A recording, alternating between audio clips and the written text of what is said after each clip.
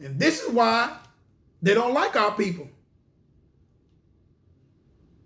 We understand now, we see why. Remember what the Most High said. He only chose Jacob in Psalms 147. And you keep studying the scripture, you'll see that the Quran was supposed to be the Torah in the Arabic language, and it's not. The Quran is teaching that you're not supposed to be friends with those that received the scripture before you. But I'm going to show you something. Let's see something. We're going to examine. But now, in our book, so let's look at our book. Look at Leviticus 19 and 18. This is what our book says about dealing with our people. Even if they don't follow the law, statute, commandments, even if our people in other religions, such as Christianity, Islam, this is what our book tells us to do. It said, thou shalt not avenge nor bear any grudge against the children of thy people, but thou shalt love thy neighbor as thyself. Leviticus 19 and 18. Thou shalt not avenge nor bear any grudge against the children of thy people, but thou shalt love thy neighbor as thyself. I am YAH. See, Israelites, we're not commanded to hate our people. Although they may be Christians, Muslims, or any other religion. Why? Because they're our people. What we're trying to do is wake our people up to come to the truth. But as you see in the Quran, they say you can't be friends with people that had the scripture before them. So if your mother, if you believe in this Quran and your mother's a Christian, is she your friend? She don't believe what you believe. See, these things we got to be able to look at. Let's read that again, Surah 5, YAH 57. O ye who believe, choose not for friends such as those who received the scripture before you. And we know who received the scripture before them. It was our people. Because you have already seen throughout their book that it was given to our people. And the disbelievers. So if you are a disbeliever, according to the Quran, you're not supposed to be friends with those people. But what if some of these people are your family members? What do you do then? In the Torah, we're never commanded to not be friends with our family members, although they may be not following the law, statute, commandments of the Most High. As the elect seed of the Creator, it is our job to try to reach our people and allow them to give them scriptures, the information that they can study, and allow the Spirit of the Most High to deal with them, and hope that one day they will return back to the Creator. That's our job. Let's look at Exodus. I'm going to show you, we're going to look at a few more other scriptures to show you that the Quran and the Holy Scripture are not the same. Look at Surah 5, YAH 38. But they were supposed to be the same. Surah 5, YAH 38. As for the thief, both male and female, cut off their hands. It is the reward of their own deeds and exemplary punishment for their God, ALLAH, is mighty and wise. So according to the Quran, if you're a thief, whether it's male or female, and you get your hands cut off, it said it is their reward of their own deeds. Now let's look at our book. Let's go to Exodus 22. But you notice that I'm going to show you that these books are not the same. The Quran is not the Torah in the Arabic language at all. Because if it was, these laws would be the same. Exodus 22, 1 through 7. If a man shall steal an ox or a sheep and kill it or sell it, he shall restore 5 oxen for an ox and 4 sheep for a sheep. If a thief be found breaking up and be smitten that he died, there shall be no blood be shed for him. If the sun be risen upon him, there shall no blood be shed for him. For he should make full restitution. If he have nothing, then he shall be sold for his theft. If the theft be certainly found in his hand, alive, whether it be ox or ass or sheep, he shall restore double. If a man should cause a field or vineyard to be eaten, and shall put it in his beast, and shall feed in another man's field of the beast of his own field, and the beast of his own vineyard shall make restitution.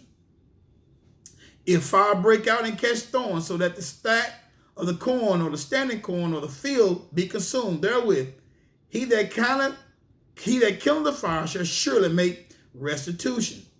If a man shall deliver unto his neighbor money or stuff to keep, and it be stolen out of the man's house, if the thief be found, let him pay double.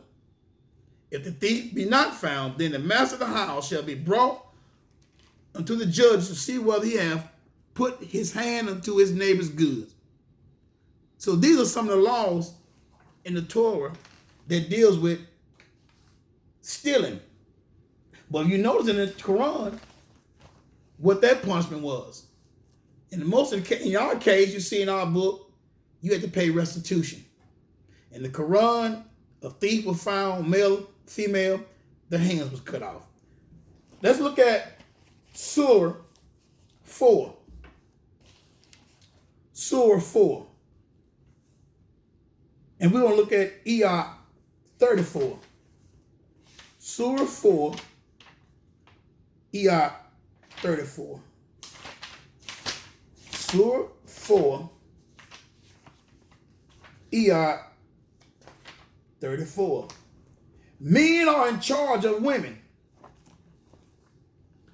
because ALLH, the deity, have made thee one of them to excel the other. And because they spend of their property for the support of women, so good women are the obedient guardian in secret, that which the deity hath guarded. And as for those from whom ye fear rebellion, if you fear rebellion from your wife, admonish them and banish them to the bed apart. I mean, banish them to their bed, don't sleep with them, and scourge them. These are the steps you take if they're disobedient, telling a man, according to the Quran, to do to his wife. Watch this. Surah 4, verse 34. Then if they obey you, seek not way against them. Lo, the deity is ever high, exalted. It says, verse 35, YAH 35, Surah 4, YAH 35. And if ye fear a breach between them twain, the man and wife, appoint an arbiter from his folk, and an arbiter from her folk. I guess these going to be some mediators. If they desire amendment, then they say the deity will make of them one mind. So you see,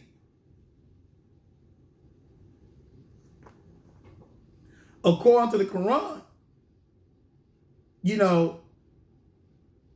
if your wife if she's not obedient to you, banish her to the bed apart and scourge them. You know what scourge mean? You can beat them. Let's read that again. Surah 4:34. Men are in charge of women because the deity have made them one, them to sell to the other, and because they spend of their property for the support of women, so good women are the obedient guardian in secret, that which the deity have guarded. And as for those whom ye fear, rebellion. See, if they don't have to rebel you. Even if you fear, admonish them, banish them to the bed apart, and scourge. Scourge means to do what? You can beat them.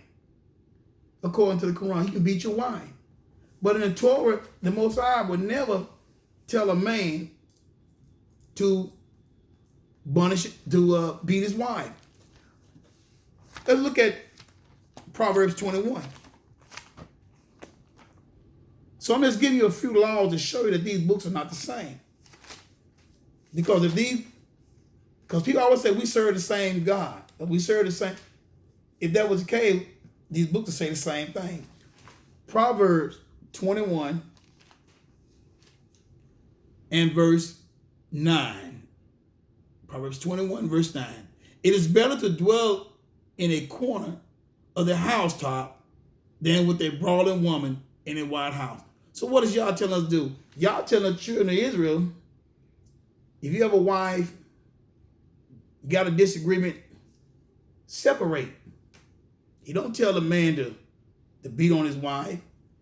The Most High never tell a man to do that. But according to the Quran, even if you fear rebellion, that man can beat his wife. But according to the Creator, our book, the Most High would never tell a man to do that. If you have a disagreement with your wife, the Most High tell you to do what? To separate from your wife.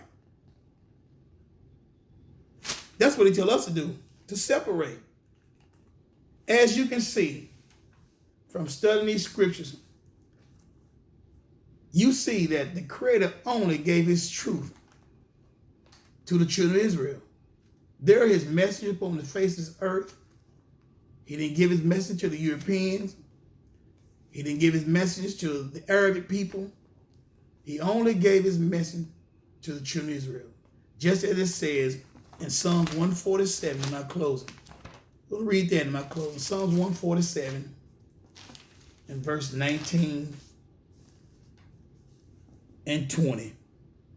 He showed his words unto Jacob, his statutes and his judgment to Israel.